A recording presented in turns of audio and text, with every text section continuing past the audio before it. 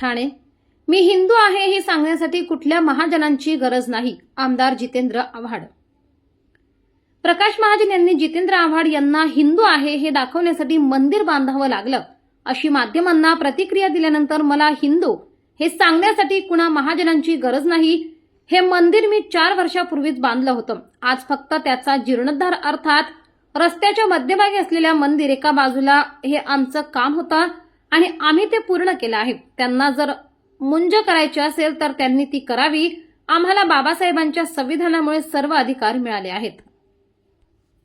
आणि मी केलेली आहे. अर्धवट माहिती असली आणि माणसाला स्वतःच्या भावाचं नाव मोठं आहे त्यामुळे यांना लोक विचारतात. त्यामुळे माहिती नसली, माहिती घ्यायची नाही, काय घ्यायची नाही आणि मग आपलं काहीतरी डायलॉग मारून काहीतरी चर्चेत राहण्यासाठी म्हणून अर्धवट ज्ञानाचा आधार घेऊन काहीतरी बोलायचं. त्यांना माहिती आहे का की पहिलं तुळजाभवानीचं मंदिर हे माझ्या हातून 2004 साली बांधलेलं. हा जीर्णोद्धार होता. रस्त्यावरचं मंदिर काढून आम्ही लोकांना रस्ता मोकळा करून दिला आणि नवीन मंदिर. तर हिंदू आणि देऊळ बांधण्याचा काय संबंध आहे?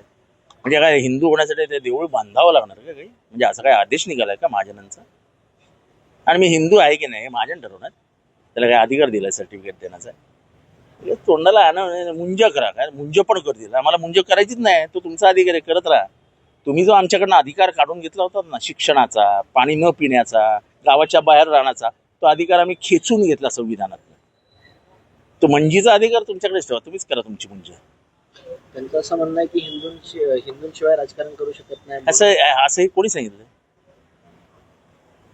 हा देश धर्मनिरपेक्ष आहे आणि तो संविधानाने धर्मनिरपेक्ष केला. यांना संविधानाबद्दलच प्रेम नाही, आस्था नाही, आदर नाही. ते माणसं अशी बरळत असतात आणि त्यांच्या बरळण्याला फार काही किंमत देण्याची गरज नाही. बरोबर. चला तुम्हाला देईन.